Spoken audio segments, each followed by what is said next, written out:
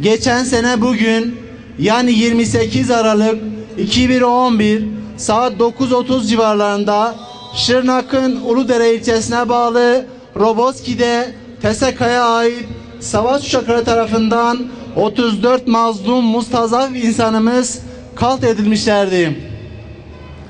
Van Köyleri ile Dayanışma Derneği olarak hepimizin yüreğini yakan ve tarihe kara bir leke olarak geçen bu katliamı ve vahşeti kınıyoruz. Bir yıl dolmasına rağmen hiçbir somut adım atılamamış, katliamın sorunları ortaya çıkarılmamıştır. Belki de eli kanlı katiller sivil ya da askeri konumlarda görevlerini sürdürmektedirler. Hükümet kalt edilen insanların ailelerden özür dilemeyi bile çok görmüştür.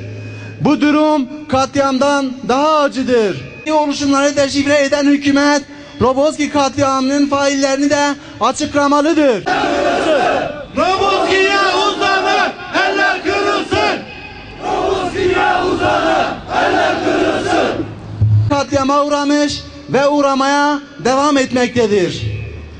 İşte Afganistan, Irak, Somali, Arakan, Suriye, Çeçenistan ve daha niceleri.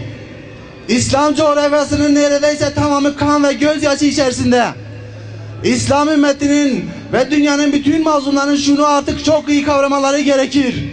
Beşeri ideolojilerin sahip olduğu zihniyet insanlığa acı ve gözyaşından başka hiçbir şey vermemiş ve vermeyecektir.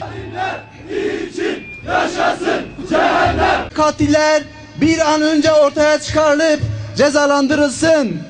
Son olarak da vefat eden kardeşlerimize Allah'tan rahmet, yakınlarına tekrar sabırlar diliyoruz.